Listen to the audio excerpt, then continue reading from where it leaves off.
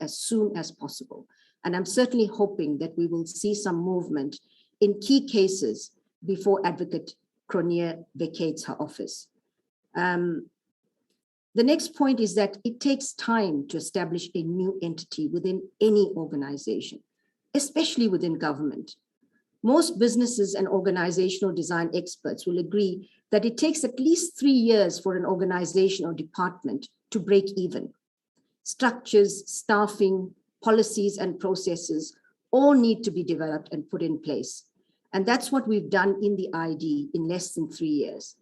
The Government Technical Advisory Center, known as GTAC, which is an agency of National Treasury, which builds public sector capacity to improve governance and public service delivery, has worked very closely with Advocate Cronje and the ID team for about 2 years. So it should not be surprising or concerning that it has taken just over 2.5 years to get to this point. The next point I'd like to make is that we have prioritized the operational capacity of the ID. In just over 2.5 years, the ID has an established structure of over 120 staff, comprising of 4 specialized clusters and 2 admin or management units. The ID recently moved it into its own secure building with state-of-the-art facilities, and we are really looking forward to the next chapter, moving from this really good foundation that has been built with the leadership of Advocate Cronje. The next point I'd like to make is that the NPA, in as much as capacity is an issue, I want to clarify that the NPA has the capacity to prosecute certain corruption cases and complex crime matters and other high-level crimes. However, the extent and nature of state capture corruption does require additional specialized skills and capacities.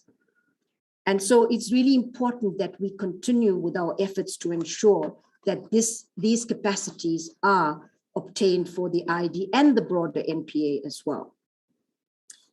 The ID is working closely with other parts of the NPA. The organization is working closely with the Asset Forfeiture Unit to fast-track cases, to initiate asset forfeiture proceedings and recovery of stolen money from all jurisdictions. And I agree here as well that there's a lot of work to be done. There's a lot more work to be done.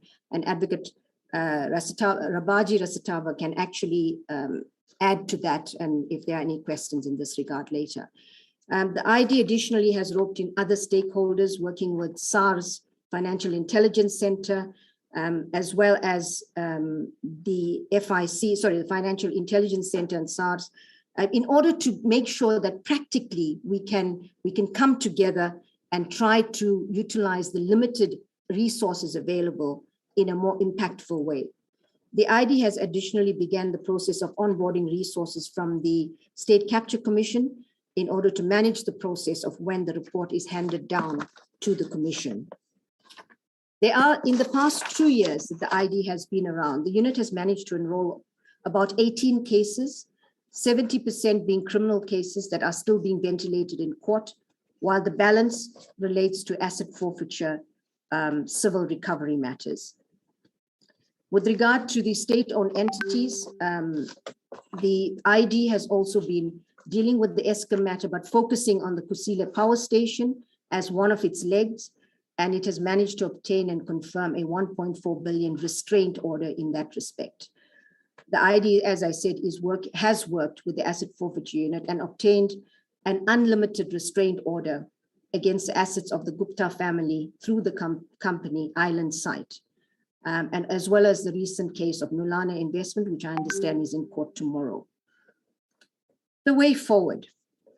Firstly, as I said when I started, there is no leadership gap.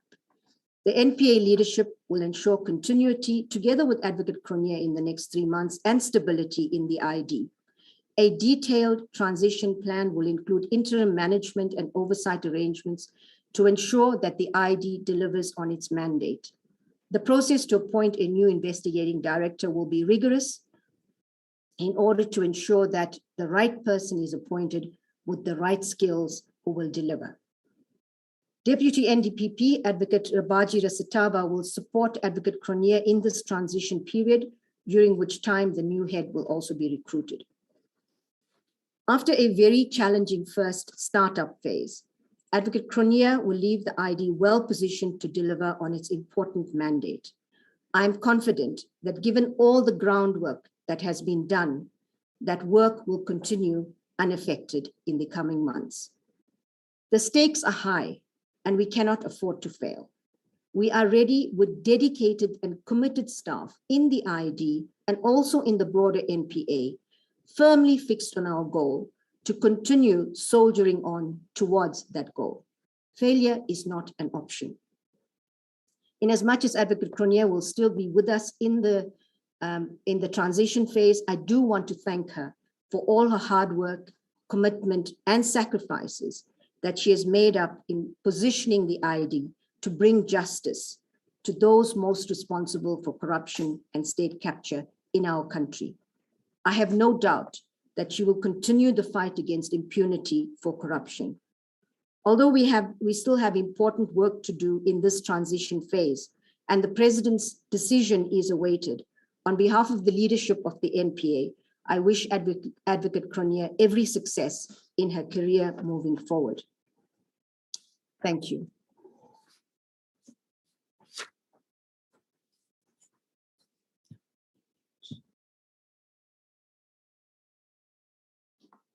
Thank you very much, National Director.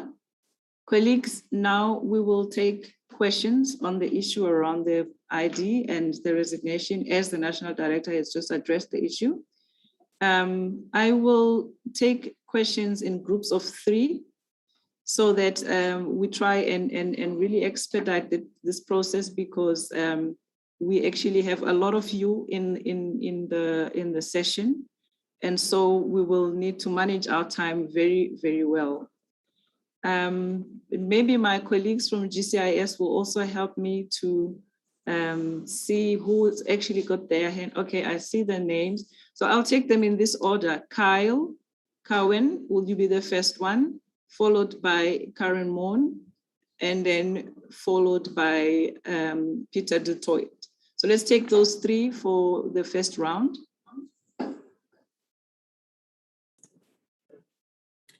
Good morning, am I audible? Yes, we can hear you, Kyle. Go ahead. Good morning, thank you, Kyle Cowan from News 24. NDPP, Advocate Batoh, you say that relationship between yourself and Advocate Cronje was not strained. However, in your opening comments now, you did mention that there needs to be a high degree of alignment in terms of strategy and focus on specific cases, and also prosecution strategy on specific cases. And then you said that these visions and strategies need to be executed with razor-sharp focus. Are you implying that the focus was not strong from Advocate Cronje? Are you implying that the visions were not aligned and the strategies were not aligned? I think this speaks quite a lot to whether or not, you know, as you mentioned, these isolated incidents of tension between you two was more than that. And I think this is what we're really trying to understand. Was it isolated or was it continuous? Thank you.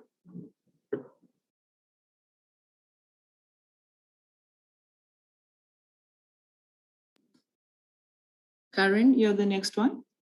Hi, I would just like to follow up my colleague's question with, you know, obviously having said all of that, much may be read into the fact that Advocate Cronje is actually not at this press briefing. Can you give us any insight into why, given the messaging that you've given about a sort of positive outlook and a lack of personality issues, she may have chosen not to attend? And then do you believe that Advocate Cronje genuinely wanted to leave the NPA? Or, as has been speculated, was this simply the consequence of a great deal of frustration with the dysfunctionalities that currently exist within the organization?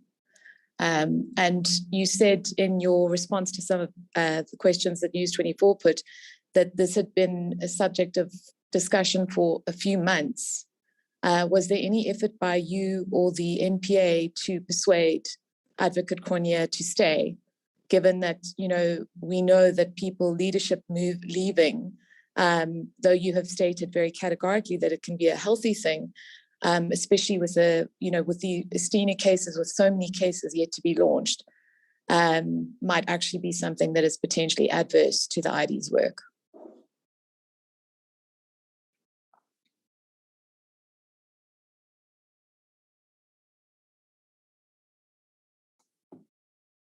There we go. Advocate Batoh, Peter Batoh from News 24 as well. In your mind, what has been the ID's biggest successes over the last 2 years? And where did they come short in your mind? The biggest successes and where did they come short? Thank you. Thank you very much. That's the first 3 questions, National Director. You've got them. Thank you very much for those questions.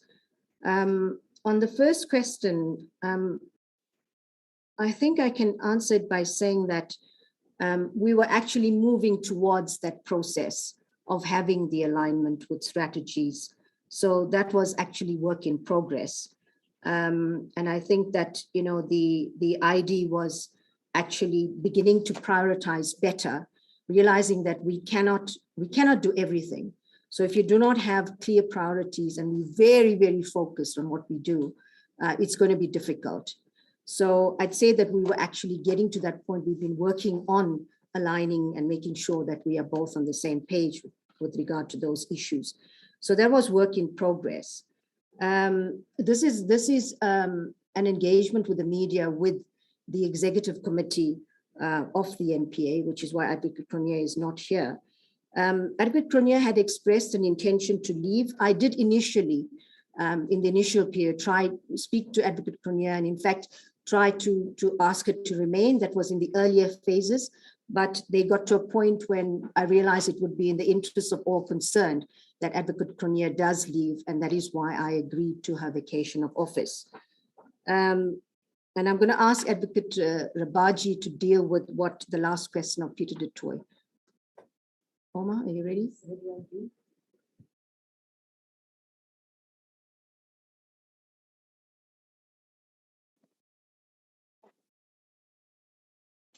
Thank you very much for that question, Peter.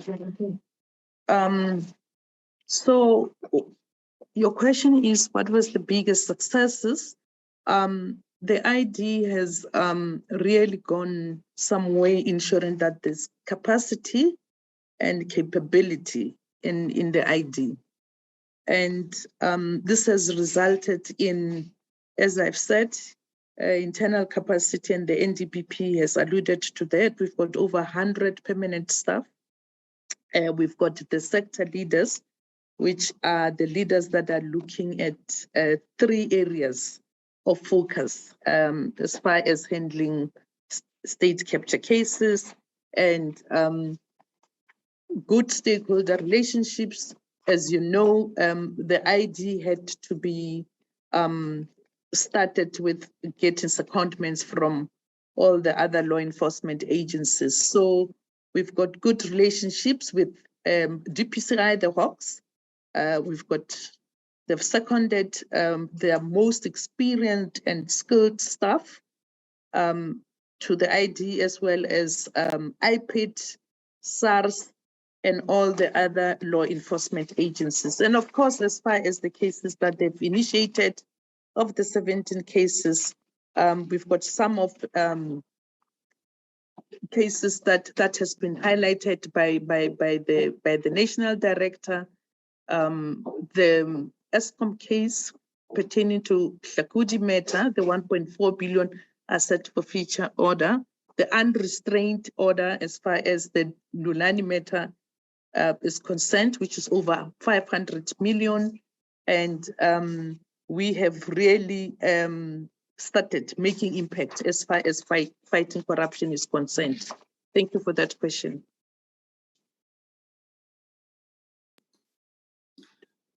Thank you. We go to the next round.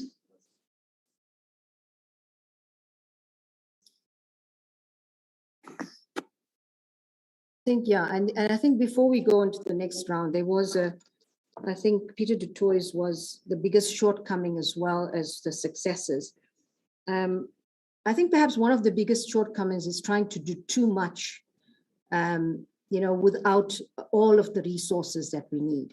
And I think that has probably been one of the biggest shortcomings, is that we really need to hone in on very specific issues and cases and try to make impact, because otherwise it's really impossible to deal with what is on our plates. And moving forward, there's going to be an avalanche of work coming from the Zondo Commission as well. So we really need to enhance that ability to be very strategic and focused in terms of what we select.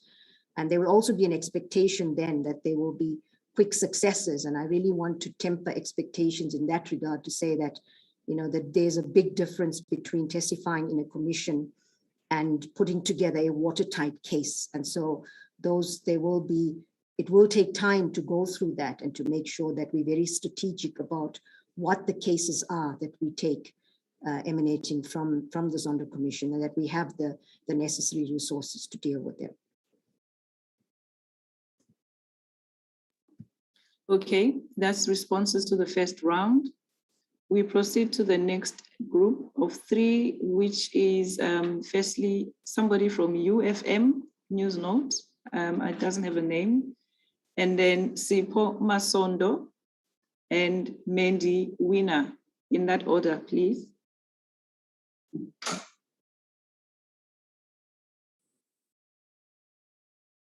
Sorry, before you start responding, NDPP, Erin Bates actually was also had her question in the previous round, but it was in written form. So Erin, if you could maybe also join this group in asking your question.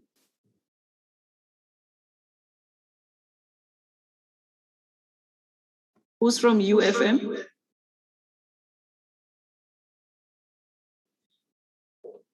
Okay, maybe let's move on to Sipho Masondo, Mandy Winner, and then Erin Bates, please.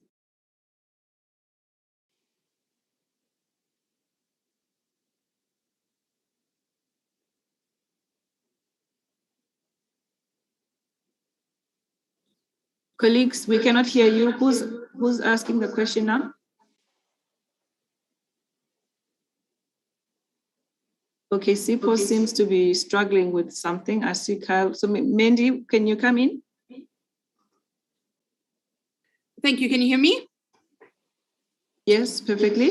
Fabulous. Thank you. It's Maddie Wiener from 702. Advocate Batoh, there seems to be an issue amongst the public and advocacy groups around patience. And this is a very relative term, that people are becoming impatient with the apparent lack of progress. How much patience is enough? And do you think it's fair for people to say, or activist groups or the journalists to say, that there has not been progress? How do we measure progress? Thank you, Mandy. Sipho, are you able to come in? Masondo?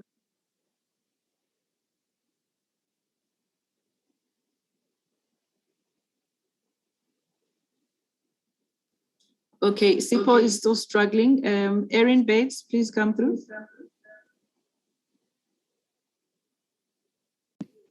Thank you. Can you hear me? Yes, we can. Great, thank you. So my first question, Advocate Batoh, is when did the ID move into its new premises? You mentioned them earlier. Secondly, has the process to appoint a new head already begun? If so, what are those details? Then what are the latest details you can share about either staff or material from the state capture inquiry being handed over to the NPA and the ID? And have there been engagements on the anticipated report? Then you've spoken about an unrestrained 500 billion rand order in relation to Nulane. But the current matter, as far as I know in the Free State, concerns the 25 million rand feasibility report. So is that narrow case to you satisfactory when it comes to litigating from the ID side in relation to the Guptas? And then my last question is whether Advocate Cronje has given you any indication she is going straight into a new post, or is she leaving without something else lined up at this point? Thank you. Thank you, Erin. Sipo, are you still struggling, or shall we move on to the next person? Sipo still struggling. UFM, somebody from UFM?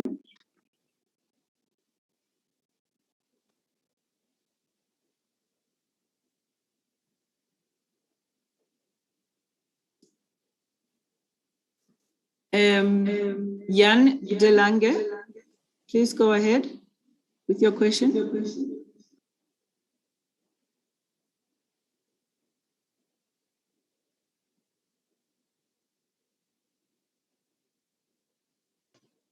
Can you hear me? Our colleagues, okay. Can you hear me? Yes, we can hear you, Jan, go ahead.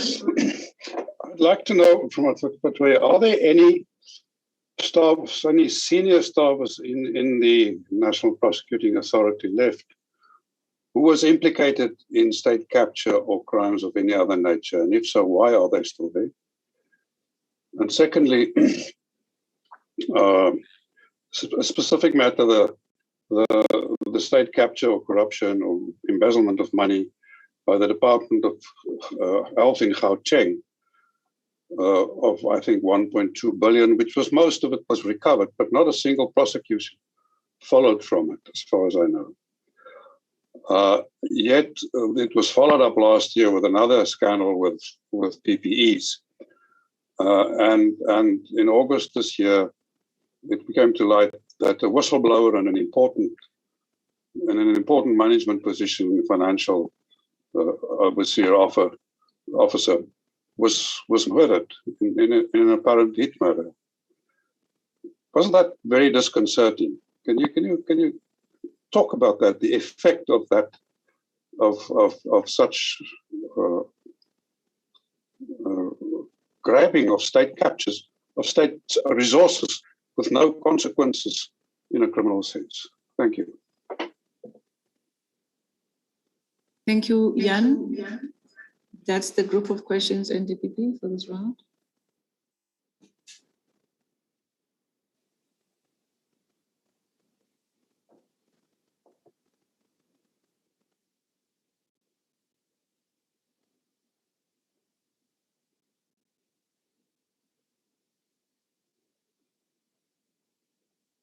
Sorry, I think.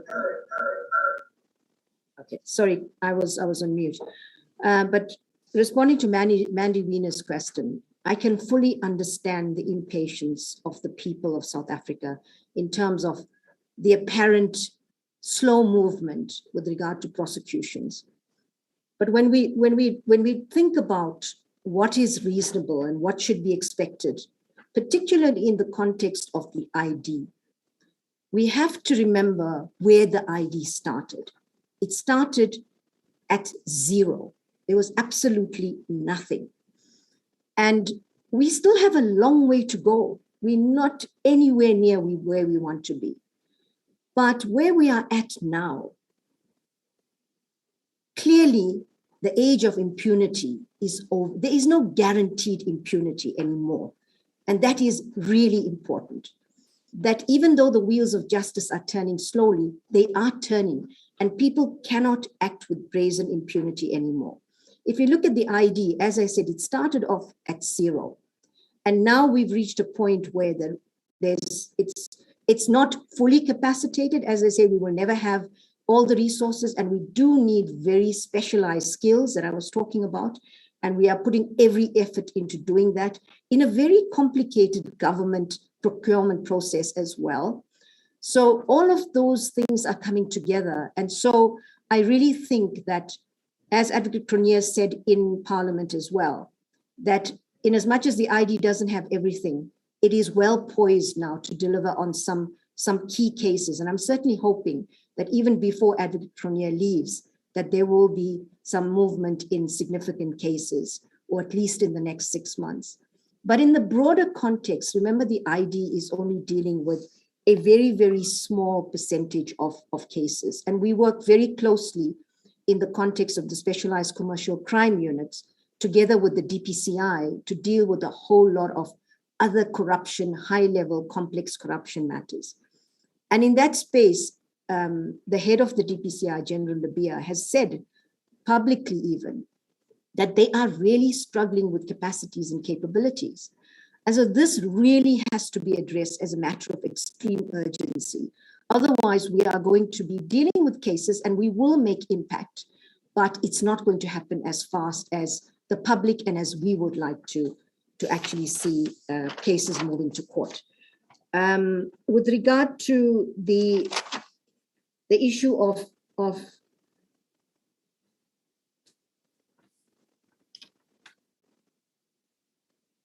with regard to the moving to the new premises, I'm going to ask Advocate Duplessis, the head of the Strategy, Operations and Compliance section in the NPA, to deal with that. But he'll come to that. Let me deal with the other matters. And with regard to, I don't know whether Advocate Cronje has anything lined up. With regard to the Nulane matter, I'll ask Advocate Rabaji Rastaba to take that one. With regard to senior staff that have been implicated, look, the Zondo, in the Zondo Commission, the names members of staff in the NPA was mentioned. And all I can say at this stage is that there are internal processes. As you all know, Advocate Noko left the organization in the face of possible fitness to hold office inquiry. But there are internal processes, and I do not want to, we don't discuss that in the media as a matter of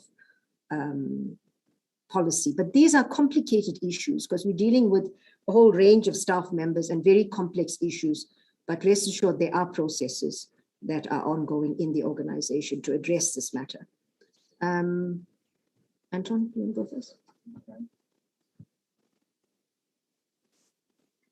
Yes, good morning. Good morning, colleagues. Thank you very much. I think it's Aaron for that question on the building. So the ID has moved into a new building in September.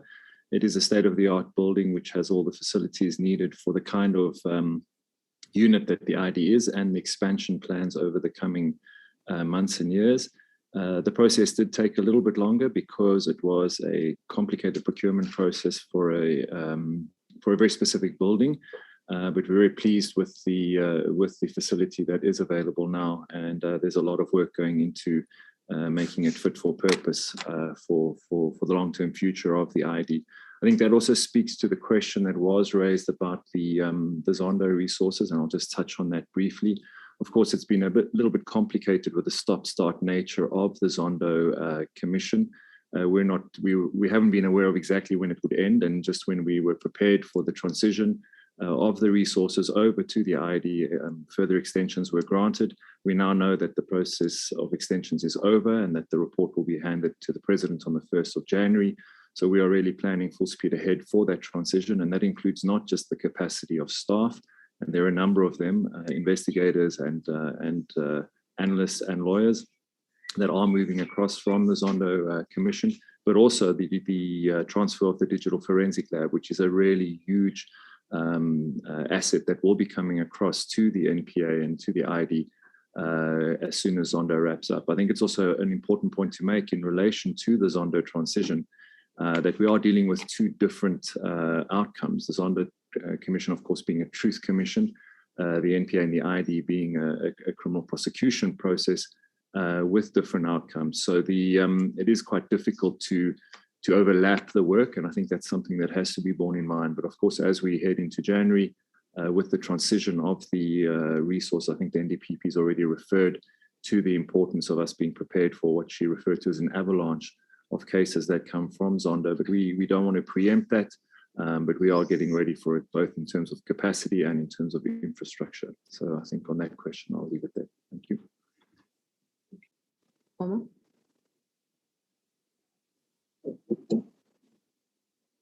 And then to respond on the question whether the 25 million restraint order that started off with the feasibility study, restraint is good enough to initiate and good enough to litigate with the Guptas. The answer is yes, because currently where we stand, you'll recall that the unlimited restraint order is against the assets of the Gupta family through the company Isles Line. And where we stand now is that we've got the following assets. So this is going to keep on growing. We've got the restraint order of 44 million in immovable property and an aircraft valued at $3 million US. If you convert that into rents, it's 47 million. And this belongs to Isles Light Investments Pty Limited, as well as 60 million property that belongs to Iqbal Sharma and his wife. So yes, this is good enough to continue the litigation with the Guptas, particularly on the recovery of the stolen assets. Thank you very much. Thank you. I'll perhaps just add to what Advocate Rabaji just said, and to say that, it is the capacitation of the asset forfeiture unit is a huge priority for the organization as well, because in order to address corruption, it's a two-pronged. One is the prosecutions and holding people accountable, and the other aspect is bringing back the money. And yes, given the huge amount of public funds that have been stolen, the current restraints that we have may seem quite small, and they are. That is the reality. But it shows that there is these, and the financial investigations in these matters are very complex, and they also take a lot of time. But under the leadership, the very, very capable leadership of Advocate Rabaji, the asset forfeiture unit is looking at various strategies, both internally, working with a whole range of partners, even international partners, to make sure that we are able to really make impact with regard to recovery of stolen funds from South Africa.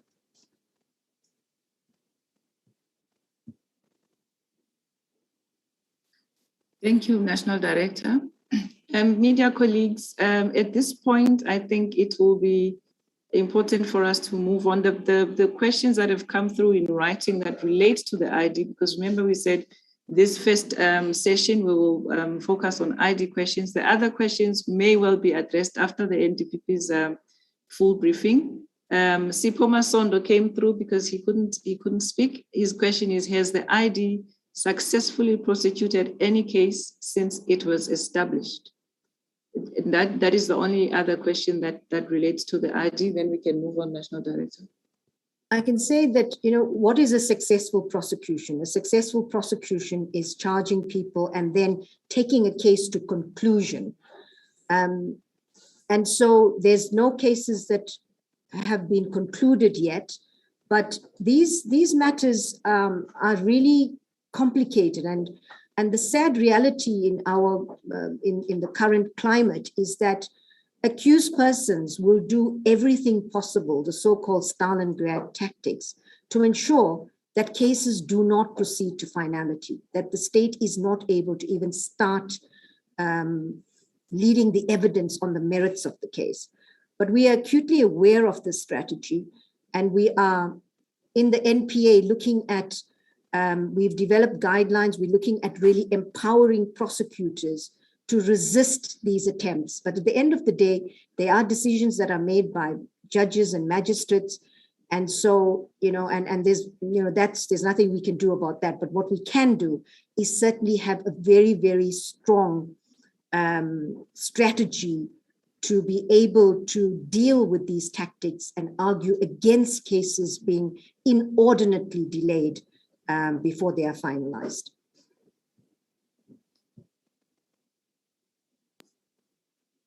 Thank you, National Director. On that note, we continue with the rest of the information the National Director wants to share. Over to you. Thank you very much, Gulalwa. So, members of the media, looking at the broader work of the NPA, which is really and very, very important institution in our constitutional democracy, we prioritized the following. Firstly, we really looked at improving our internal processes, policies, and getting to develop a fit-for-purpose organization that is able to meet the demands of the 21st century. And so the support to the core was extremely important. And so we what we did is we've repositioned what was the old admin and support functions under a new DNDPP for strategy, operations, and compliance. And they are looking to see how they can support the core so that we can deliver effectively and innovatively as possible.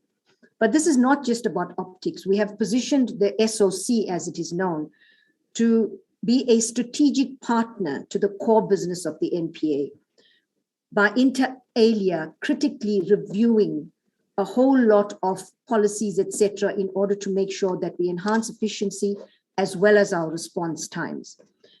We've developed an extensive capacity development program for the NPA, looking at basic training right from the aspirants, but also looking at advanced specialized training in a whole range of areas. COVID has affected our plans in this regard, but we're certainly hoping that we would be able to ramp up efforts in those areas. We're also looking at a mentorship program and also utilizing the old, I shouldn't say old, the experienced and retiring prosecutors to be able to mentor staff members. And I just realized that I didn't deal with one question by one colleague dealing to the whistleblower and PPA, but I'll deal with that as we proceed with this engagement. We're also looking in a partnership with UCT and Oxford University to have an advanced management and leadership training for our senior managers. We are driving modernization, trying to use digital tech more effectively within the NPA. We have really injected innovation into the heart of the NPA. We realize that without innovation, we are never going to be able to deal with the intractable problems that have been actually within the NPA and within the broader criminal justice system. And so we've established an innovation and policy support office, focusing on more longer-term strategic issues, trends, and challenges facing the NPA, and to serve as an innovation hub within the NPA. Collaboration. We've really focused on collaboration. Success isn't possible without really strong, constructive collaboration, both internal and external. So we're really focusing on stakeholder engagements, various stakeholders within government, outside of government, including the business sector and civil society. We had hoped to have a civil society roundtable again this year, but COVID has really played havoc with us, but we're hoping that in the new year, we would be able to have another civil society roundtable, acknowledging the important role that civil society plays. We are repositioning the NPA to make an effective contribution to the country's socio-economic development, restoring faith in the rule of law and public trust in our institutions. With regard to the substantive units in the NPA, beyond the investigating directorate, as I alluded to, the NPA is rebuilding capacities and capabilities in the specialized commercial crime unit and also in the asset forfeiture unit, because this is also at the forefront of our fight against corruption. Beyond our key partner in the SAPS and including the DPCI, we are working also with the Financial Intelligence Center and the Special Investigating Unit and the South African Revenue Service to make sure that we are able to tackle corruption from all angles. We are strengthening prosecutorial accountability through a rather ambitious community prosecutions initiative. In selective areas, the NPA will build capacity in order to work strategically with our community partners, with partners in the community and the community itself in order to find sustainable long-term solutions to crime. We're also looking to, together with our key partners, SAPS, to be more strategic in terms of how we deal with crime and to look at prioritizing investigation and prosecutions of certain crimes that generate particular fear amongst South Africans. For example, housebreaking and house robberies. We also have had extensive, sexual and gender-based crimes and violence is also an important priority for the NPA, and we've been working very closely with our colleagues in the SAPS And I will give you some more detail on this. We've been particularly also involved in the DNA project because there was a huge backlog with regard to DNA test sample results. And I will give you some figures on that in due course. There has been substantial progress, but we're still nowhere near dealing with the scourge of sexual and gender-based violence in our country. And the reality is that law enforcement is not going to be able to deal with this matter. We really need a whole of society approach so that we deal with why these offenses are being committed. We have really good conviction rates, but that's only with regard to cases that come to the courts. Otherwise, if you look at the conviction rates vis-a-vis the number of reported cases, it's really quite low. What to expect in the future? Filling of key leadership positions, particularly at DPP and special director level, is crucial to ensure stability and professional leadership in the regions and also within the specialized units. We talked about the Zondo Commission recommendations. So I just want to add to that to say that hopefully it will give us impetus to actually deal with the prosecution of persons involved in state capture, but also to boost the NPA's independence drive, which is critical. We are in the process of establishing the NPA Office of Ethics and Accountability, and we can talk more about that, but that is really to ensure that there is a zero tolerance in the NPA to improper conduct or unethical conduct. We're developing the NPA policy on non-trial resolutions, and this is really important in terms of guiding possible negotiated settlements as we proceed with very, very complex and international corruption cases and looking at possible agreements with companies, but still ensuring that we prosecute persons that are implicated. Corruption has always been a top priority for the NPA. But during a recent workshop that we had, this was one of several priorities, but it was receiving specialist attention. But we decided that work will continue in the other areas, but corruption is going to be the only area. It's going to be the prioritized area in the NPA. And this is going to cover the work of the ID, the SCCU, that's the Specialized Commercial Crimes Unit, and the Asset Forfeiture Unit. We identified 4 elements to this, and one is we have to have enhanced internal and external collaborations. We've got to really improve that. We've got to increase the impact of asset recovery, so there's going to be a strong focus on that. The skills enhancement that I talked about, and improve communications around corruption cases. Members of the media, addressing corruption is not a sprint, it is a marathon, but at least we are on the right track. Despite important progress, as I said when I started off, we are far from where we want to be, but we are on this journey. And what is clear, as I also mentioned, is that impunity is no longer a given. The taps of corruption and rent seeking are being closed, and that's a reality. And there are important cases which my colleagues, which you've been reporting on for the past year, that have been brought to court that demonstrate this. It demonstrates that the rule of law in our country is our guiding light. We must also look at prioritizing and perhaps the less serious cases and getting them to court whilst we are looking at the long-term, more complicated charges, which take time. And this is all about our prosecution strategies. We are also looking at, our efforts have been bolstered by the specialized commercial crime courts and also the creation of corruption courts, also the creation of national and sectoral anti-corruption hotlines. With regard to the divisions and just prioritization on corruption matters, each division has selected cases that they are prioritizing and they are monitoring the progress with regard to these matters. As I said, we can't do all the cases. We have to prioritize for impact. This intervention has ensured that with regard to government corruption, it improved from 31 convictions last year to 53 convictions at the end of Q2 this year. And private sector corruption cases increased from 68 to 84. There are various other aspects to the work of the NPA. Organized crime is critical, and these groups have not been deterred during COVID-19. They've become more techno-savvy in how to communicate and plan.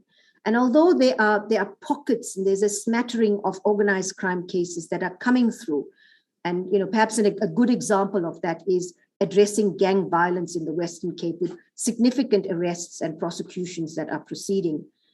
The reality is that without good crime intelligence and properly identified project-driven investigations, we will lose the fight against organized crime. So there really needs to be a lot of work that goes into making sure that the true organized criminals are brought to court and not the runners on the ground. There are many areas that we need to focus on together with our, of course, we can only do it with our colleagues in the SAPs. Some of the areas are cable theft, damage to essential infrastructure, and illicit mining. So it's really important that law enforcement is able to capacitate itself with the necessary expertise, including cyber experts, in order to deal with all of these organized crime challenges that face our country, including illicit commodity export markets. And as I said, to get the real syndicate leaders with regard to the various organized crime types. On the issue of TRC cases, again, in this particular area, we recognize and appreciate that these cases have taken a long time to come to, well, there are a few cases that have come to court, but these cases have taken a really long time to be addressed. And there are various reasons for this. But in order to expedite process in this matter, we have actually, from September this year, we set up a new portfolio in the NPS, that's the National Prosecuting Service of the NPA, in order to deal specifically with matters that emanate from the TRC. And this is headed by Deputy National Director, Advocate de Kock. The NPA recognizes the historical importance of thorough and proper investigation of matters and the need for dedicated prosecutors to deal with these cases. And what we've done is we've managed to get a deviation from the Department of Public Service Administration in order to hire prosecutors on contract for a period of 3 years who are dealing exclusively with TRC matters in the various regions. And we also, the DPCI, we are working very closely with them, and General Labia of the DPCA has been capacitating the DPCI in the regions to work closely with these prosecutors to make sure that we are able to bring these cases to court. So we've put in place structures to do this. We are looking at ensuring that we have quality investigations. We are also looking at training for investigators. So far, a total of 59 cases are under investigation, with 56 new matters to be referred. We do recognize, as I've said before, that time is running out. And really, the NPA, as part of law enforcement, has a duty to assist families to ensure that matters that are referred to are decided upon and that there is justice for the families of atrocities that were committed during the apartheid era. I said I'd give some figures on sexual and gender-based violence, just to get back quickly to that. The conviction rate of sexual offenses at the end of Q2, as I said, was high. It's almost 73%, with 815 convictions, with really high sentences that are being imposed. Life sentences, 20, 25 years. But as I said, the reality is that this is not going to deal with the scourge of sexual and gender-based violence. A total of almost 16,000 victims received services at 55 Tutuzela Care Center sites for the year-to-date performance. That's the end of Q2. I talked about the DNA prioritization team, and I can give you some figures on that. Until the 12th of November 2021, we received a further 1,786 reports that were submitted to the NPA head office and distributed to the regions. And we are, this brings the total number of reports received as a result of this project that I mentioned to 4,529. That is quite a significant amount when one considers the backlogs that we were dealing with. There are 55 Tutuzela care sites. There are 2 more that are providing services, but they're not yet in operation in line with the Tutuzela Care Center model, and we are looking to make sure that that happens. There is also a hashtag Know Your Tutuzela awareness campaign at the moment. Members of the media, in conclusion, I'd like to just make the following remarks. We are acutely aware, as I said when I started off, of the importance of the media in so many respects with regard to keeping the people of South Africa informed. Importantly, the impact of investigative journalism. We remain supportive of the importance of independent and responsible reporting in matters of national interest. That said, we have noted with concern concerted efforts of report that amounts to trial by the media, where we are asked for comment on issues relating to, for example, witnesses and evidence. We remain firm that we will not ventilate issues that are justiciable before the courts in the media, as they will likely compromise our prosecution and seriously undermine the rule of law and the fair administration of justice. We appeal to the media to allow pending cases to be tried in a competent court of law rather than in the media, which could, as I said, compromise cases and where accused persons could raise issues relating to fairness, etc. So as the NPA, we will not get involved in trial in the media. We're also aware that particularly when it comes to prosecuting high-profile accused or politically exposed persons, that we will receive attacks from all quarters. This is a distraction mechanism to divert attention away from the actual evidence and the court proceedings, and to play the case out in the public domain. We will not engage or get involved in this. These attacks in the media continue against our office quite frequently. And the pattern is it's often when these cases, it's prior to or subsequent to a court appearance. Attacks against the NPA are fine as long as they are based on fact and they are justified. The NPA needs to be held accountable. We are accountable. But unjustified, baseless attacks undermine important institutions and could damage trust in these important institutions. So again, I really plead for responsible reporting, particularly with regard to cases. As I said, we will not subject ourselves to trial in the media.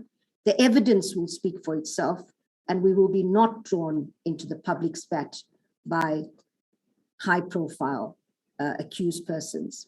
As the prosecutors, we focus on the evidence, and we will follow the evidence with regard to prosecutorial decisions that are made. Thank you very much, members of the media. That is my address.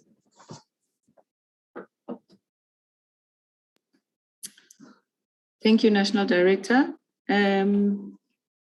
Media colleagues, it's time for questions. Before I call you out, I will read the questions. Sipho Masondo was struggling to come through, but also his questions were not particularly related to the ID.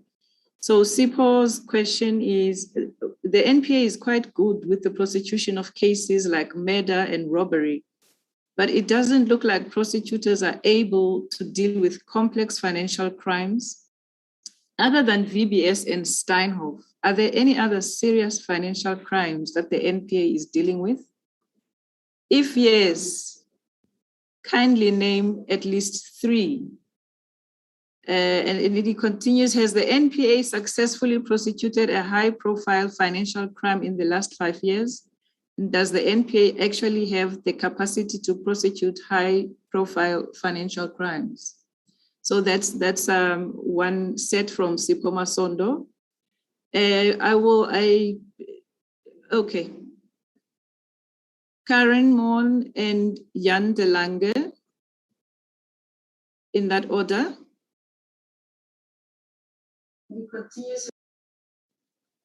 Hi, can you hear me?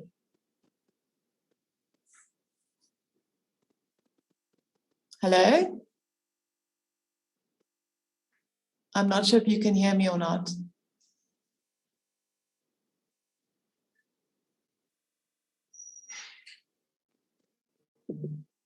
Karen, please go ahead. Okay, my question first is in relation to the TRC cases. We know that the family of the Craddock Four launched litigation to try and compel the NPA to make a decision. I spoke to the lawyer for the family members, and you had apparently, according to him, given an undertaking that you would make a decision in relation to that case on the 2nd of December. It appears that you missed that deadline. Given what you've said about the need of foreclosure for these families and the fact that the families are now saying they will be forced to litigate over the NPA's failure to make a decision, you know, can you please take us into your confidence as to why you have not met that deadline, particularly given the kind of hurt and pain outlined by those families in pursuing these cases? There appears to be a very disturbing amount of evidence that has been outlined by the SCA about deliberate prosecution of TRC matters being furthered, Lucy Piccoli, amongst other people giving evidence. Would you support the inquiry that you've been ordered to hold by the SCA being a public one where multiple people can come and testify and seek answers about why those cases were not pursued? Secondly, there has been increasing public calls, given your clear capacity issues, which are evident from the fact that we haven't seen high-profile, sophisticated commercial crimes cases actually being tried and resulting in conviction, that the NPA maybe needs to turn around and nolly those cases, nolly PRASA, nolly some of the ESCOM cases, essentially just say, look, we don't have capacity, and put it into the hands of private prosecution. We know that this is already happening, but hand it over to NGOs, organizations that have shown that they can collate and produce evidence to take matters to court and instead pursue. Because at this point, you know, there is, while, you know, your plans, I think that what South Africans are craving more than anything is some form of accountability in whichever mechanism they may find them. And given that you've spoken so much about collaboration, finding different solutions to prosecutions, is that not an option that you should be looking at? Really empowering prosecutions to take, for instance, PRASA, where the work was done by Vaxman so categorically, you know, so deeply, would they not be a better place to take that case on? Thank you.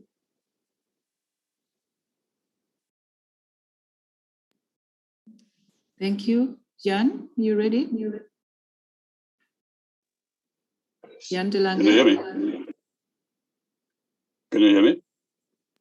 Yes, Hello? we can hear you. Just want to remind you, I think you wanted to answer my question in the previous round about the whistleblower and the effect it might have on issues. And also in the previous round, I asked you about, I never wanted you to talk about internal disciplinary processes, but I was hoping you could maybe give us an indication of how many people in the NPA who were involved or were implicated in state capture are they still there, and how many disciplinary cases, maybe an indication of how many people are involved in this. Thank you.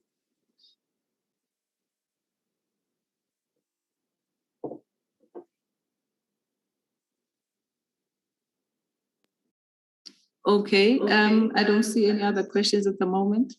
Okay, so let me take those. The issue of dealing with serious financial crimes, I'll deal with it at a high level, and then I'll ask Advocate Koch to come in with some of the details with regard to some of the cases that are coming through to court, or that have been prosecuted, as the question is framed. And my other colleagues may want to come in on this as well. But I think you are right that the NPA has a lot of very, very highly skilled and committed prosecutors that can prosecute lots of, serious murders, rapes, robberies. And the idea was that in the specialized commercial crime unit space, which was the unit that was set up to deal with serious, complex corruption, that's where the expertise would be developed in order to deal with these cases. Now, we do have some prosecutors that can deal with this, but as I said, the particular complexity of matters of grand corruption requires certain specialized skills that we do not have in the NPA. And so the capacitation and the development of skills is a top priority. And we're looking at various ways in which to ensure that we're in the process of doing a skills audit in this particular field to properly understand what the skills levels are, and then to make sure that all of those critical, highly specialized skills that are needed, that there's a proper training plan, and that we do, I'm hoping within 6 months or a year at least, have a group of highly skilled prosecutors with all these specialist skills to be able to do these cases. But that said, as I said, there are prosecutors that can deal with this, but some prosecutors, but regrettably in the past, what I found when I took office is that the less serious cases were being dealt with in the specialized commercial crime unit space. And so there was a process to migrate a lot of those cases to the district courts or the regional courts outside of the specialized courts, and to ensure that those cases here are the complex commercial crime matters. And so Advocate de Kock might be able to take that a little further. On the TRC cases, yes, the issue of the missing of the deadline, which was, my understanding, there was some kind of undertaking that was given by the management and prosecutors in the Eastern Cape. I'm going to ask Advocate de Kock to give some details on that issue.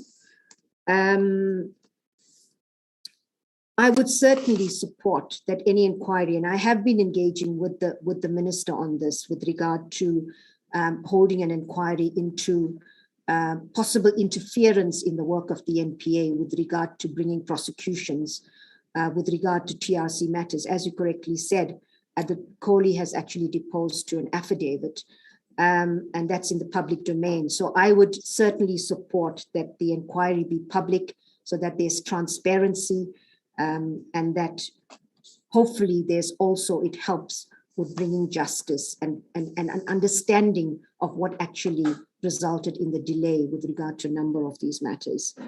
The issue of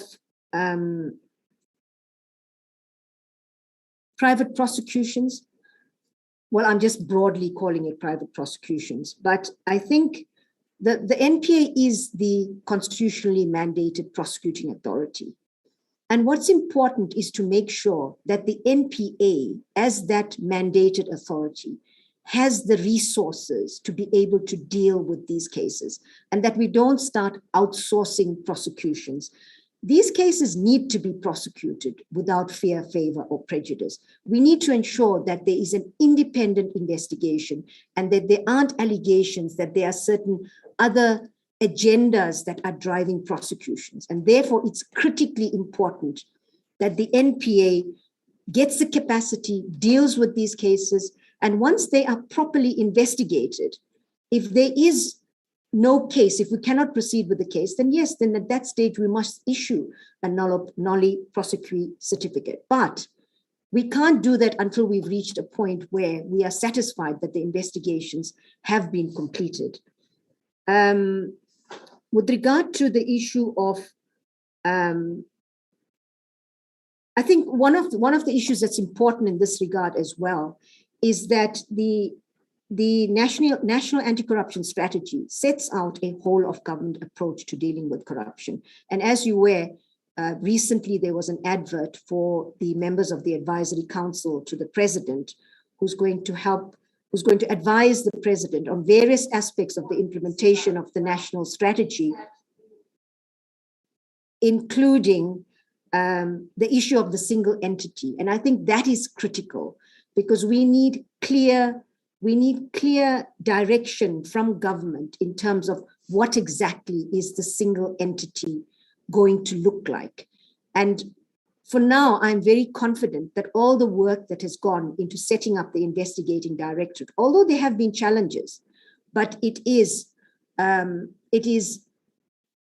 positioned to be able to ensure that we are able to deal with these high-level complex corruption matters. It's not yet there, but I think the foundation has been laid to deal with that. But the sooner we get clear direction from government on the single entity, I think the better it would be in terms of moving forward. The issue of the whistleblower protection, which I'm also going to ask Advocate de Kock, who's leading the NPA on discussions in this regard, to add to what I have to say. But you're absolutely right. The killing, the cold-blooded killing of possible witnesses or whistleblowers is extremely, extremely concerning in this country. We do have a witness protection program, but that is for witnesses, not for whistleblowers. But we are looking at how we could try to ensure that genuine whistleblowers do get the necessary support and protection. The DG in the Department of Justice is facilitating discussions on this. Now the minister is also involved. So it's at a very high level that we are trying to look at what can be done to protect genuine whistleblowers and not those that, I mean, there are instances where you have suspects that claim to be whistleblowers, potential suspects. So we've got to look at this very carefully. There's got to be a very clear framework to deal with this. But in the meantime, whilst all of those processes are happening, we really got to look at how we can be innovative about protecting genuine whistleblowers right now. I'm going to ask colleagues, Advocate de Kock, are you ready to take some of those questions? And then Advocate Tripathi. Thank you very much, NDPP, and good morning to all the colleagues. And thank you for the opportunity to talk about our work. So just in relation to the issues around the complex commercial work, the NPA has been doing complex commercial work for a number of years. And there are a number of very good outcomes and convictions that have been sustained over the years. We have received prison sentences in respect of many accused persons in relation to complex commercial crime. I think in the recent years, the one that pops to mind was a matter that arose within the Western Cape of J. Arthur Brown. And you will recall the attempts that the prosecution had to do to actually ensure that we went from a fine that was imposed in the High Court to 15 years direct imprisonment that was ruled on in the Supreme Court of Appeal. So that speaks to the capability of the prosecution. And there's examples of those types of cases in all the respective divisions of the country. So I wouldn't go in too many details around that, but I think that we must accept that we have the capability and the capacity.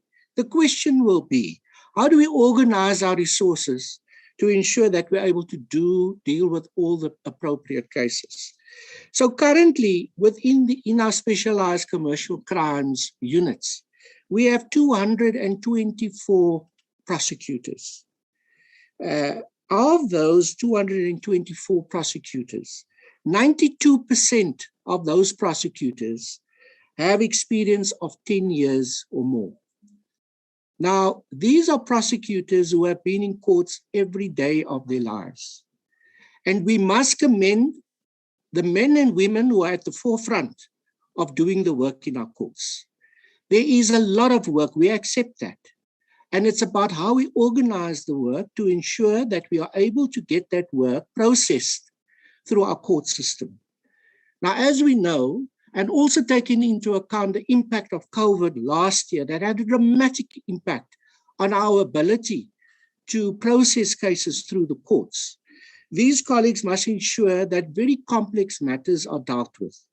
And then, of course, we have lawyers who are able to act in the interest of their clients as per the law, and who will then bring various applications during the course of a criminal trial. So all these factors impact on our ability to do the work. But I would like to reassure everyone that we do have the capability and the capacity to do the work. So what the NPA has decided now recently in its strategic session that it had, we will assess all the cases of a high-profile nature that we have. We will look at them, we will review them, and we will ensure that we've got the best capacity available in the respective divisions to do those matters. That's the first thing. We will also work very closely with the ID. So as the ID is taking the work forward, the prosecution is going to support the work of the ID in relation to complex work. So one area that we are currently looking at is to look at the question of tax offences and to utilize the specialized capability that the NPA has in relation to tax work. So currently, we have 88 posts for tax prosecutors within the NPA. And these are very senior people as well, who also do commercial work. And we've got very good tax convictions in our country. And they are going to work very closely with our ID colleagues and the ID prosecutors to ensure that where there are tax legs to these investigations that we are currently busy with, that those matters are expedited from a tax point of view. And then furthermore, we are going to work very closely with the SARS investigators as well that we will bring in. So I think what I'm saying is that we are going to win this war collectively, not just with law enforcement, with the help of the whole of South Africa, the whole of society approach. And we are going to focus our work in a multi-agency manner to ensure that we bring all the strengths to the table. And so from a forensic accounting point of view, we will make sure that we have sufficient capability to do the forensic analysis. So a lot of work is happening in that regard to enhance the capacity of the state to do the forensic work required in these complex matters. We are working closely with the DPCI in terms of the investigations that they do. We are working closely with the Financial Intelligence Center. We are working closely with the South African Revenue Service. We are working closely with the Reserve Bank and with all banks and other institutions in the country. So I'm saying that we are poised to really take forward this fight in terms of dealing with complex commercial work. And the last point I wish to make is that just recently we established specialized commercial courts in all our provinces. That is a first. We never had that. We had 4 courts: Johannesburg, Cape Town, Pretoria, and then we included Durban, Eastern Cape, but not the other provinces. So that has been set up within the last year. These are things that we didn't have before. We've developed the capacities in those areas. We are still putting capacities into those areas, and we are appointing dedicated tax prosecutors as well in those areas. And the last point I wish to make, we also have organized crime specialists within the NPA. Now, organized crime and commercial work and corruption are very closely linked. And so we're also going to use our organized crime capabilities to assist with this work. And so what I'm saying is we will find the expertise and we will appoint people to work with us. The last point is that we do work with the private sector. Those lawyers who want to work for the NPA are welcome to come. And from time to time, the NPA employs lawyers in terms of Section 38 of the NPA Act, and they are paid to work with the NPA. So where there's a deficiency of skills or capability, we readily acknowledge that, and on motivation from our directors of public prosecutions or from our investigating director, we will then seek the assistance of the private sector to assist the prosecution. And I think this is the model that we need to follow. The model should not be one of competition. The model should be one of working together in a collaborative way to deal with crime. We are not in a competition with anybody, but we welcome everybody to work with us to solve this very difficult challenge and to solve all the issues that we have in this period. I'm confident that we are going to achieve that. As far as the TRC work is concerned, if I can just find my note on that quickly.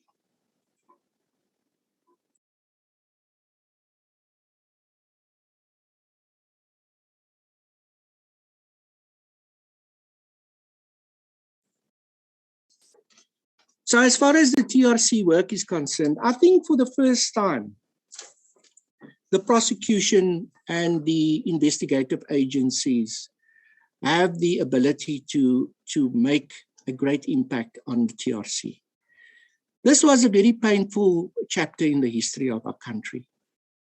And all of us within the MPA are committed to address these matters. We are committed to work with the families and the victims, and we are committed to work with those lawyers who are helping to try and solve these matters. Many of these matters go back really far into our history. The starting date is 1961.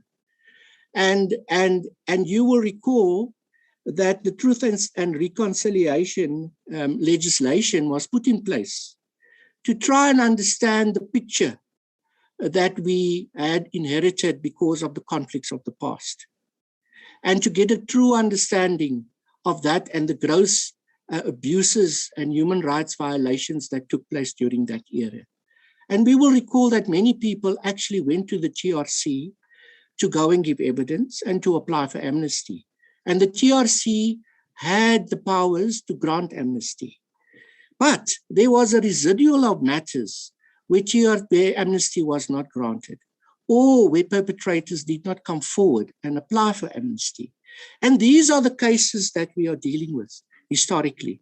And there's a legacy over the years that these matters were not addressed correctly. And we do understand, on the recommendation of the court and the NDPP to the minister, that there must be an inquiry to establish what happened, why did the work not take place the way it should. And so we inherited that legacy. So what have we done? We have reorganized ourselves, as the NDPP has indicated.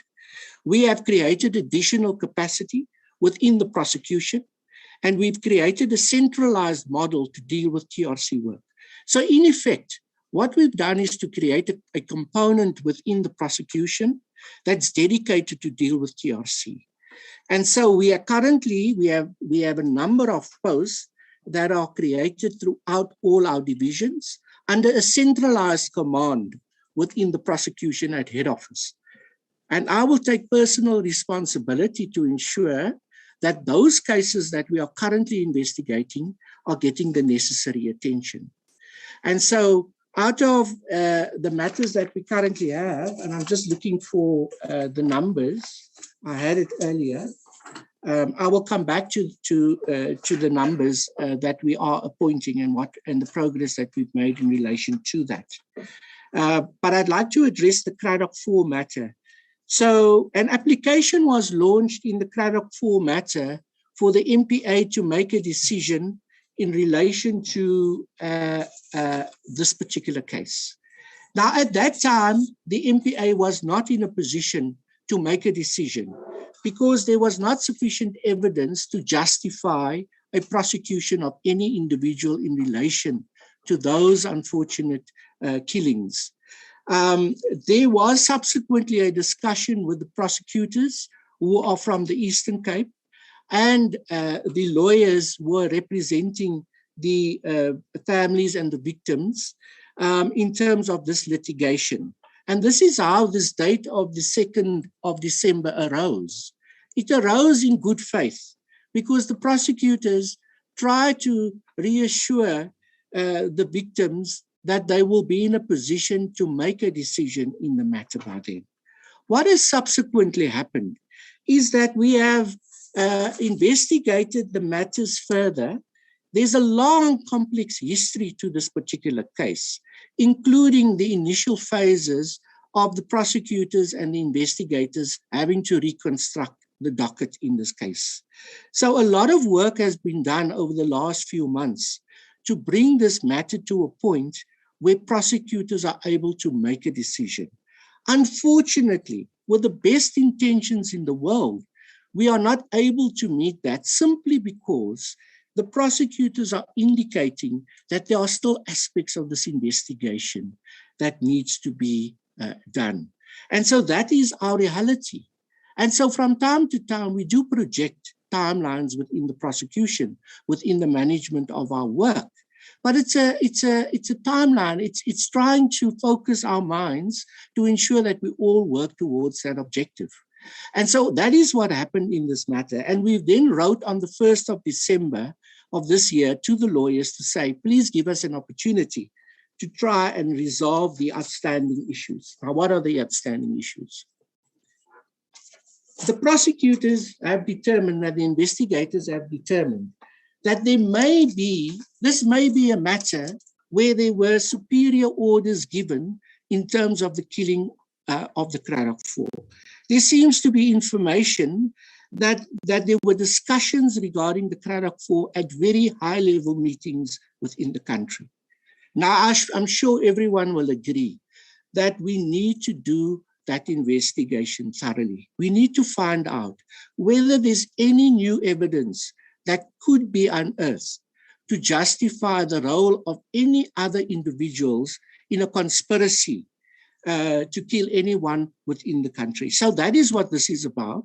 And the prosecutors need time. And we need time to ensure that the administration of justice is the winner at the end of the day as far as this matter is concerned. So unfortunately, that is our position. We will work closely with the families and with the lawyers to ensure that that the matters are further investigated and that we're given a further opportunity to deal with this particular matter. Can I just ask the colleagues in NDPP, I just need to give the figures for the dedicated capacity.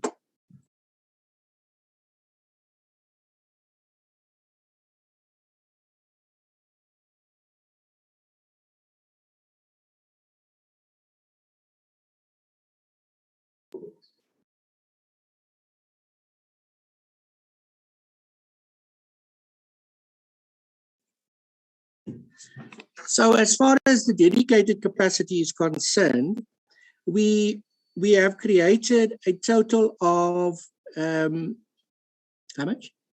25 posts for the dedicated capacity. There are currently 13 prosecutors that have been appointed in the MPA. We have 5 posts created in the province of KwaZulu-Natal. Those posts must still be filled. We have 2 posts created in the Western Cape. 2 of those posts have been filled. We have 4 posts created in the Eastern Cape. 1 of those posts have been filled. In the DPP Northwest, we have 1 post filled. In North Gauteng, we have 3 posts. 2 of those posts have been filled. In our head office, we've created 4 posts.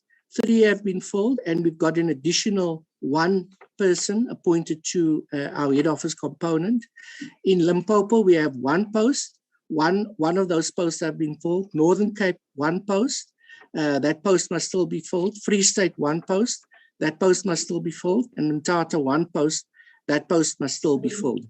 So we will ensure that this capacity is in place as soon as possible. And then we are working very closely with the DPCI that has also a dedicated capacity. What we mean by dedication is that this will be the sole responsibility of these prosecutors. There are currently 59 cases that are under investigation. And there are still a further 55 cases that have to be referred. So a total of 104 cases.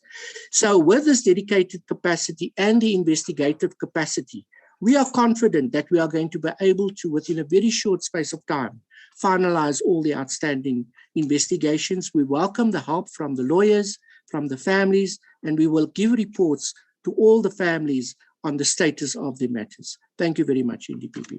Thanks. Rodney, if you could also deal with your engagements with regard to the whistleblower issues. Just briefly, please. So as far as the whistleblower challenges in the country are concerned, we need to say that we do have a witness protection program within the country, and that is currently the best available institution that we have to secure the safety and the security of witnesses. But the system is a voluntary system, and so you apply for witness protection, and there's a process that we follow to admit you onto the program. And the NPA currently has a zero harm target in terms of people in the witness protection, and we are maintaining that zero harm target that we currently have. The challenge occurs when people report crimes, but they don't come forward as witnesses. And so these are either informal, at an informal stage, or they may be witnesses in a particular matter. And the question arises, how do we support those witnesses? So this is an issue that we have been grappling with. And within the national anti-corruption strategy, it is an area that was looked at as well, is in terms of how we address the situation of whistleblowers. One of the recommendations that is made within the strategy is that we need to develop or look at developing a whistleblower agency within the country. That could be a one-stop shop for whistleblowers, where we're able to give all the relevant support to our whistleblowers, which may include support around issues of victimization within the workplace, issues of safety, issues of having a lawyer to assist you when you lose your job, issues of financial support, etc. And that work, I understand, will now fall of the new council that the president is going to appoint. And then within the ACTT, this is also an area that we are currently looking at. And we have then requested that a team of people urgently look at additional measures that we can take to ensure that whistleblowers are protected, taking into account the witness protection program that we currently have. But I would like to request South Africans to come forward when we do have information, that we engage, and through our prosecution service, especially with the senior people within the prosecution, the directors of public prosecution, the national director, the deputy national directors, that we must open our lines of communication, because that is the way that we're going to Rodney, ensure I think that, we just that the condense whistleblower and just the highlights here, and not needs the attention. Sorry to Thank you interrupt. very much. Thank you, Advocate Kok. So just on, I think just to make the point on the whistleblower protection, even though, yes, we do have a witness protection program, and we've talked about that, the reality is that the need to protect whistleblowers is a crisis in this country. And we really need, right now, we need to work together with public sector entities, organizations. It's got to be a government and public sector partnership in order to try to address this really, really important issue. And we really need support from the highest levels of government to ensure that there is an immediate response to deal with this matter. There's one or two, let me just check if they were, just to mention also on the issue of financial crimes. And I want to just reiterate, what Advocate Kok said about capacity. Yes, within the NPA, we have really good, experienced prosecutors. I think the point is, and he made it as well, is that we need to focus on getting these very specialized capacities, like forensic, cyber capacities, to ensure, and working with the private sector as well, to make sure that we're able to, where prosecutors lead investigations, we're able to have these very specialized capacities that assist and support them in their work. With regard to financial crimes, I should say as well that just last week, the head of the FIC, Advocate Tolisile Kanile, myself and Advocate General Bia, signed, we're in the process of signing a memorandum of understanding. We had a meeting last week where we are basically putting together a capacity together. So the FIC staff will actually co-locate with NPA staff in order to try to ensure that we deal more effectively with money laundering. So we are identifying cases, and we're looking at particularly your standalone professional money launderers who have pretty much escaped because of various challenges, hasn't really been a concerted effort to deal with this really important contributor to financial crimes in this country. So we are looking at doing this as a collective, and also in order to deal with foreign predicate offending. So there's going to be very targeted. We're selecting a couple of cases to make sure that we can have a dedicated capacity to deal with these issues. I'm not sure if there's any other questions and there was one question about the number of the prosecutors. So, let me say that, it's been made public, the allegations against prosecutors, various prosecutors in the NPA. There's been evidence and testimony before the Zondo Commission. Prosecutors have been implicated. But that said, let me say that I have not experienced open, sabotaging of cases in the NPA. So, we work with prosecutors. There are internal processes, as I said. We're waiting to see what the Zondo comes out of the Zondo Commission report. And we also, with regard to some prosecutors, these investigations, internal investigations, are quite an advanced stage. And so we need to allow those processes to continue. Thank you. Hello? Thank you, NDPP. I think we're getting close to our last rounds. So I will firstly read the question from Newsroom Africa, Tolim Gambi. The question is, NDPP, can South Africans be assured that you won't resign before your term ends when the going gets tough? And secondly, can you say without hesitation that there are no prosecutors who are deliberately sabotaging key cases like that of ESCOM, for example, which I think has been addressed? And then after that, I will recognize Erin Bates. And after Erin, it will be Kyle Cowan. After Kyle, it will be Peter Dutoy.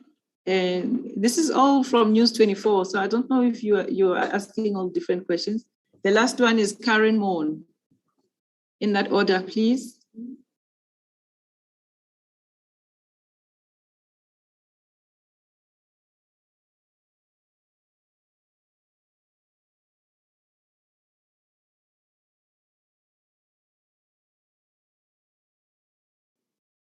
Erin, are you still there?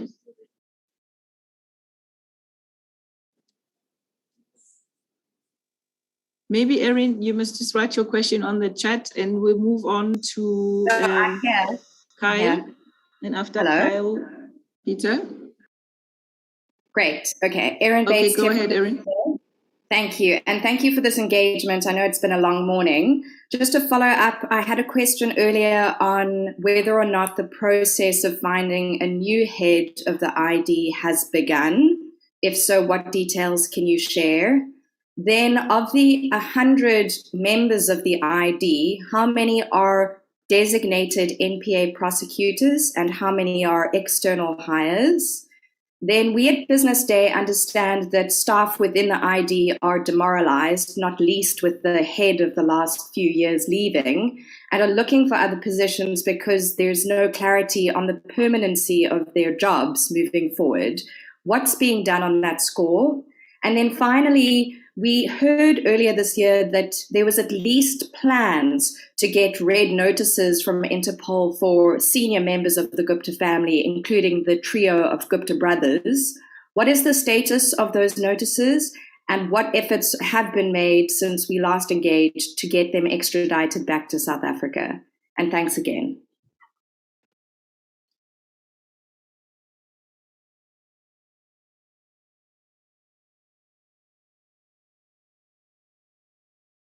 Thank you, Erin. Kyle, are you there?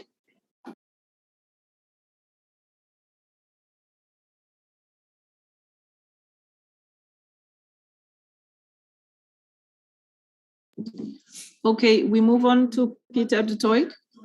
Thanks, Bulelwa. And then Karen after that. Thanks, Bulelwa. Advocate Batoh, you've over the last 2 years been remarkably transparent about the damage that was done to the NPA during capture and what the extent of the repairs that are needed are. You referred earlier in your briefing to the groundwork now being done, the ID being well positioned, and Advocate de Kock just now spoke of being poised to act to the NPA. If you look over your last 2 years, what would you have done differently in this time?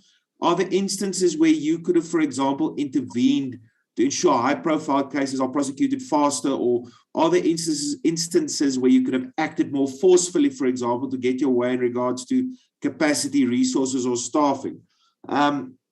Because isn't the only metric actually state capture crooks in orange overalls? Thanks.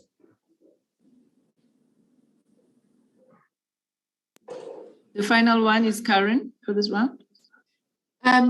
So 2 questions. First of all, just in relation to my question about Advocate Cronje, whether she genuinely wanted to leave or whether she left out of frustration, and whether you can categorically say that this was something that she had absolutely no conflict about when she resigned, given that we know that the president did try and intervene in terms of addressing the kind of resource issues that she has vocalized both publicly and in Parliament.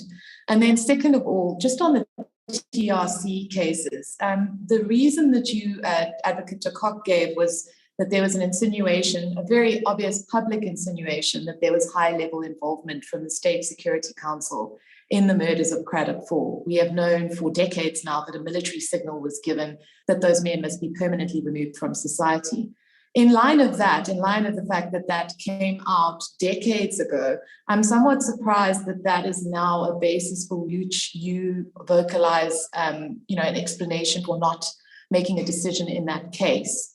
I do understand that the docket appears to have disappeared or been destroyed. I mean, that will, of course, form part of your investigation inquiry into political interference in this matter. But can you seriously say that up until very recently, the NPA was not aware of the fact that there was a state security signal given for the removal of these men, and that high-level ministers of the apartheid government, including the late former President F.W. de Klerk, was involved in that meeting? Thank you. Thank you, Karen. And then maybe the last question, NDPP, and then I think that will be it as you address the questions for the last 10 minutes. Sipoma Sondo is asking, what is happening around the insurrection? Is the NPA doing any work around this matter?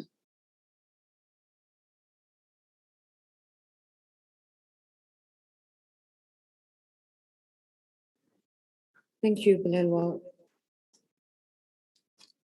So,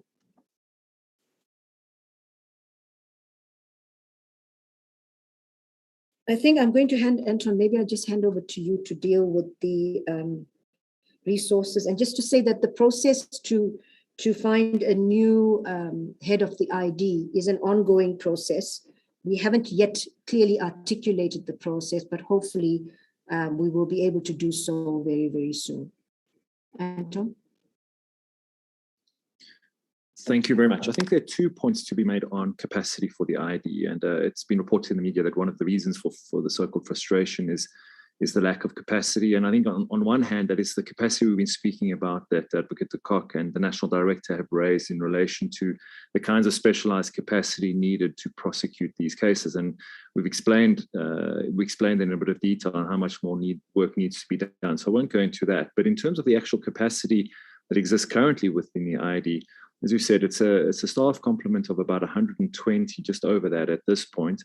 Of that, about 17 of those posts are permanent posts on the NPA structure, and the rest are part of the model, because remember, the ID is a multidisciplinary model. It is set up to be to exist with a range of stakeholders and expertise. So there are a number of secondees from the police, from the DPCI. There are secondees from other agencies like SIU, etc. And of course, within that context, there are also a number of contract staff. Now, one of the problems with, and it speaks to the point I think one of the colleagues made about staff feeling demoralized in the ID. Don't forget that the ID was set up essentially as a temporary structure. It was set up for a 5-year period to deal with a very finite set of challenges coming from various commissions of inquiry, Bazondo being the most important one. That structure, that legal structure that was designed within the initial proclamation did create problems of permanence, a sense of stability within the unit, and that's natural. So one of the things we've done as the ExCo at the NPA is we've decided, in light of the moving parts with the National Anti-Corruption Strategy and the fact that we know that high-level corruption is not going to be going anywhere anytime soon, we've decided to capacitate the ID as if it is a permanent structure, regardless of what the broader anti-corruption structure entity looks like, because we think that the NPA will always be the prosecution capacity having to deal with these cases. So what we've done is we've embarked on a very comprehensive organizational design process, and that process will wrap up in early 2022, where there are a number of more permanent posts that are going to be created within the ID structure. We've asked for additional funding for this. We have a number of innovative models around how we bring capacity into the ID in terms of the aspirant programs and younger people, as well as how do we attract expertise from the private sector, from the bar, as the National Director has just mentioned. So these are all key aspects of the strategy to capacitate the ID. I think what's also important to note is that the ID is very specifically being capacitated at the level of admin support and administrative support. There is quite a strong admin unit in the ID, as well as a management unit. There are a number of deputies in place, as well as a chief operating officer and heads of various teams. So I think the narrative in the media that the ID wasn't capacitated, wasn't given the political support, I think that is just incorrect. Of course, there are challenges still with the kinds of skills that the National Director referred to, but it does speak to the question, I think, that Karen raised about frustrations with support. I mean, remember, this is happening within a bureaucratic state environment. So, for example, even the building, of course, did take a bit longer than we would have wanted to, but it eventually did come to fruition. So I think that's on the question of the capacity and the OD. Thank you. Thank you, Anton. On the issue of, and I certainly hope, I know that, colleagues in the ID, those that have joined the ID, have done so because of a passion and commitment for justice and to really hold people accountable for corruption in the country. And so in as much as, there will be times, there will be many perhaps disappointed colleagues, or, when leadership changes, there's uncertainty, but I certainly hope that colleagues in the ID, I don't just hope, I'm sure that their commitment to the ideal of justice will make sure that they continue working. And I understand that they have expressed that they will ensure that they bring cases to court. And together with Advocate Rabaji now, who'll be working closely with Advocate Cronje to ensure that there's a smooth transition and these cases can actually be hopefully fast-tracked and brought quicker, sooner, even hopefully before Advocate Cronje leaves. That will be great. On the issue of intervening in high-profile cases, I think what I should firstly say is that it's important to understand that decisions to prosecute or not to prosecute are taken by directors of public prosecutions and the investigating director, and not by the national director. The national director is a review mechanism and ideally should not interfere in decisions to prosecute or not to prosecute, but to review these matters should it become necessary. And so, it's really important that we ensure that we actually maintain that legal requirement. I think the resource issue Anton has dealt with, but I think perhaps what to do differently moving forward. I think there needs to be a razor-sharp focus and a clear prioritization with regard to which are the case, and clear case strategies in terms of how we're going to deal with very specific cases in terms of the strategy to deal with different aspects at different times. Because we won't always, in fact, it's very rare that you're able to get those most responsible, after a very short space of time. You've got to build these cases. And so I think the importance is going to be that there has to be really clear case strategies in terms of how we're going to work our way in order to ensure that those most responsible are held to account. And with regard to to the issue of the TRC cases, I'll ask Advocate de Kock to deal with that. On the recent unrest in July, the NPA has been working very, very closely with the DPCI. This has been one of probably the most devastating attacks on our constitutional democracy. And we've been engaging with the DPCI, and there are different categories of offenses very, very quickly. But you're looking at your offenders, the low-level offenders, opportunistic looters. Then you're looking at your slightly higher level where there was more organized looting. Then you're looking at a category where there were, intimidation, and there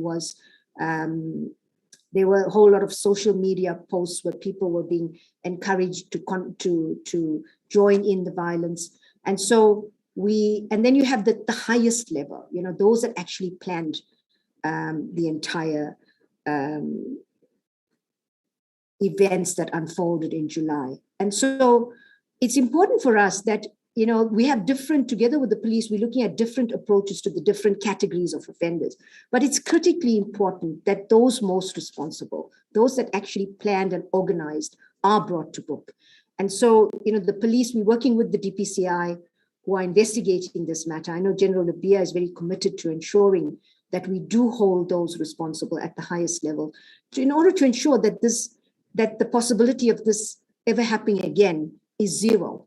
So we are working very, very closely with the police, and Advocate Andrea Johnson is representing the NPA in that forum. Rodney, can you perhaps come in on the follow-up case on this TRC matter, and I'll check if there's anything outstanding. Yes, and there was also in relation to the unrest matters, NDPP. I'm not sure if you want me to deal with that.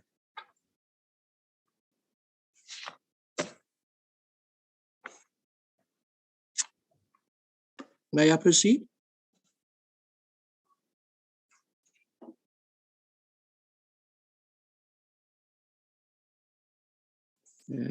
Colleagues, I'm not sure if I'm being heard.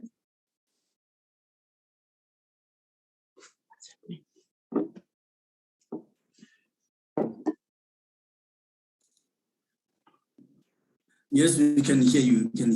Advocate, please. Thank you very much. So I requested to the NDPP, there was a question on the unrest matters. I'm not sure if I should address that as well. Perhaps you should indicate later. So as far as the TRC and the issues raised by the journalist, yes, we are aware of that. But the investigations, of course, is paramount to ensure that we find the links to individuals that can be prosecuted. And so I think in that context, that is what I meant when I said there's evidence or potential evidence of additional meetings that were held. And so I'm not going to delve into the detail of this. And like the NDPP indicated, we can't be doing this kind of level of detail in a press briefing or in the media. So the point is just that we're taking these matters very, very seriously. In this case in particular, we're going to do all in our power to ensure that we can, as quickly as possible, find the additional evidence that's required so that a decision can be made one way or the other. Just bear in mind, if there's no evidence linking any particular individual that we can prosecute in a criminal trial, then unfortunately we have to refer the matter or request that the inquest be reopened in this particular case. So that is what we're currently dealing with. In UPP, I'm not sure about the unrest matters. Thank you very much. And I think that's fine. We're also running out of time. Just to mention that the investigating directorate is dealing with the issue of the red notices with regard to the Guptas, and there are certain challenges in that regard. And I think the final question that I didn't answer was whether I was going to resign when the going get tough. Resignation is not an option, but we, together with the team that we're putting together, I feel very, very confident that I have a really good, strong executive committee. We have a good, strong MANCO, and we're also looking to permanently appoint DPPs very, very soon. And I came back from the Netherlands and took on this job not to resign when the goings get tough. There's a commitment, not just by me, but my entire EXCO, that we are here. There are so many members of EXCO that have made tremendous sacrifices to come back to the NPA, to rebuild the NPA, sure that we help to contribute to the rebuilding of the country. I'm not even going to, it's something I'm not even going to consider or think about. We're here for the long haul. We're here to make sure that we end this journey and that we really together build this IPAC NPA that we want to: independent, professional, accountable, and credible. So no, resignation is not an option. We've got to get the job done. And together, I as hard as it is, I feel confident that we will succeed. Not as quickly as many people would like, but we are trying really, really hard. And we will continue to do that. Thank you very much.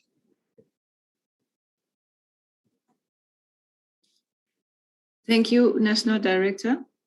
That brings us to the end of this briefing, colleagues. As you can see, the time is 12 o'clock on the dot.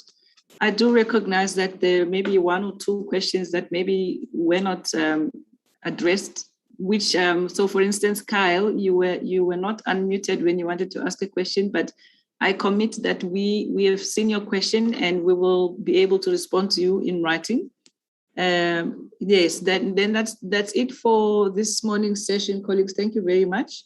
We appreciate your time, and the National Director is very pleased to have had this engagement at last, because it has really been long outstanding, and we commit in future that we will really try and get more of it going. Especially this was our first virtual briefing, National Director. So I think now that we've got the hang of it, we will actually do more of them more often. So thank you very much, media colleagues. That's the end of the briefing for today. Enjoy the rest of the day.